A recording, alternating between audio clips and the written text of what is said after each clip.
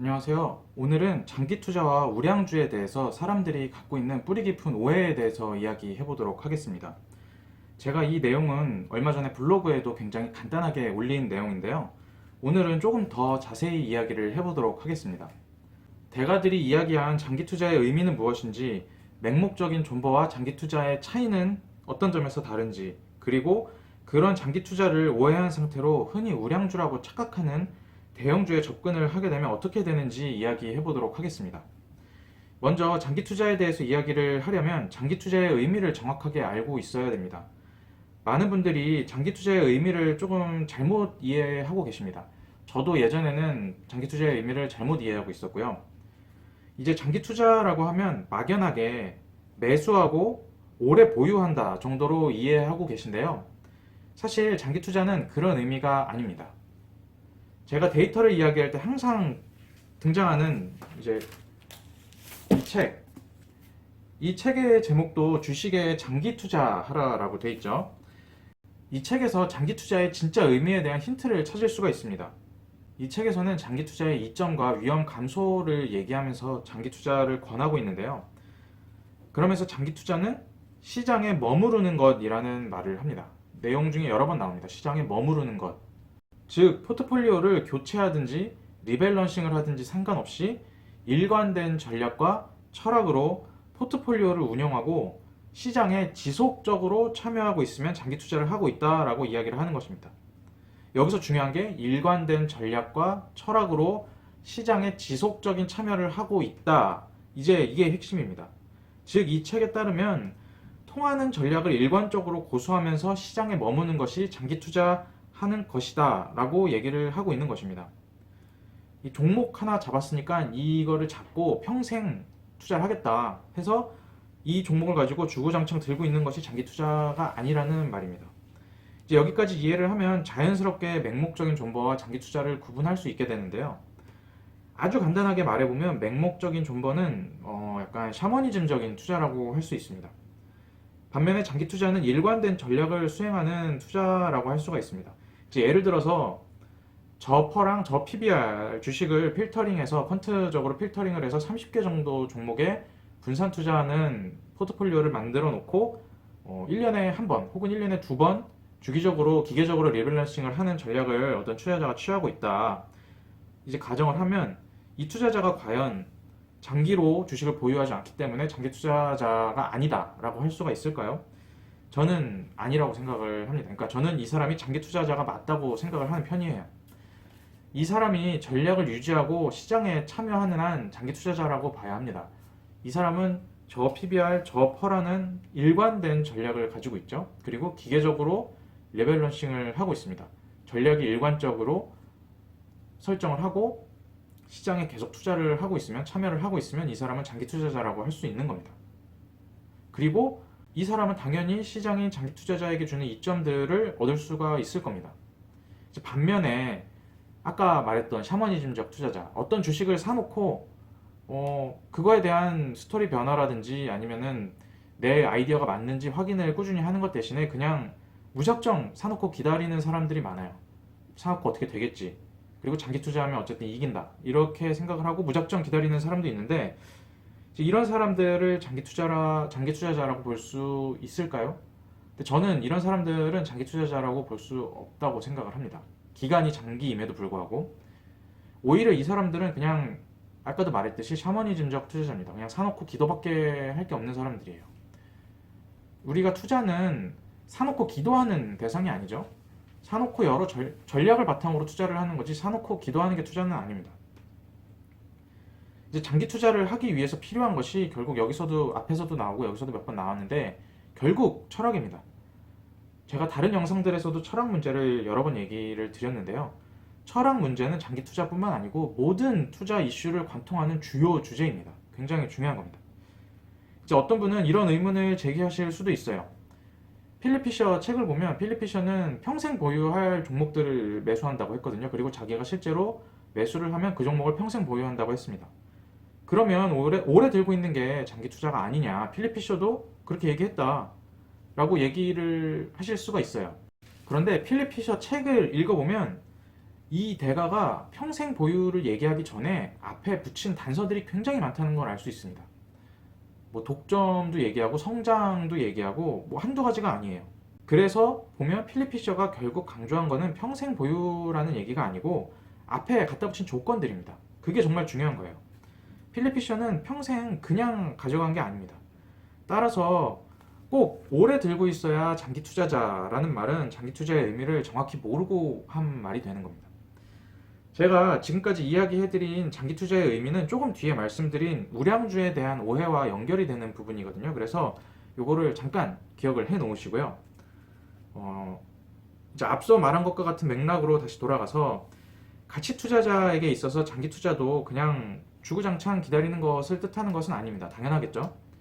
모든 투자를 일관되게 관통하는 철학을 바탕으로, 전략을 바탕으로, 그러니까 가치 투자자들은 이런 철학이 가치 투자가 되는 거겠죠. 이런 거를 바탕으로 종목을 선정했다면 그 종목의 저평가 상태가 해소될 때까지 보유하고, 해소됐다면 매도한 다음에 동일한 원칙과 동일한 철학, 동일한 전략을 바탕으로 다시 종목을 선택하고 다시 투자하는 게 진짜 장기 투자가 되는 거겠죠.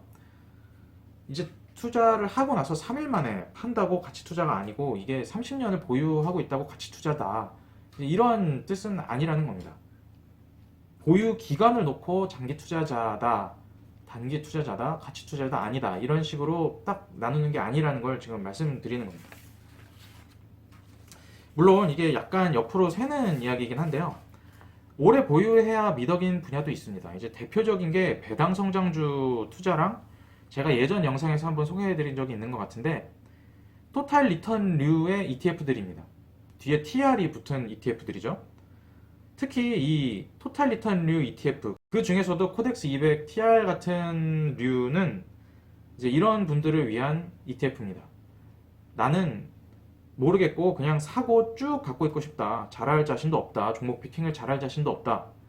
근데 내가 사놓고 기다리는 것, 버티는 것은 잘한다. 인내할 수는 있다. 이제 이런 사람들에게는 최적의 상품이에요.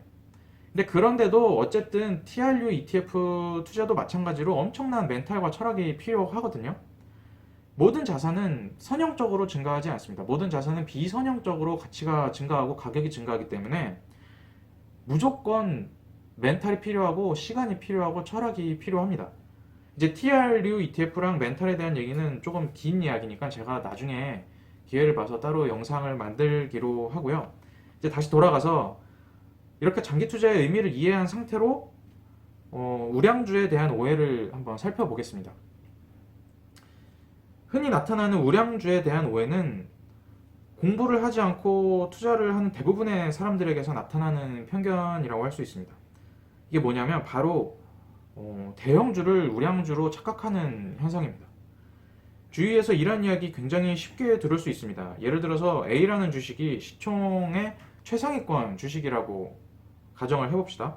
그러면 뭐 이렇게 얘기하는 사람들 굉장히 많습니다.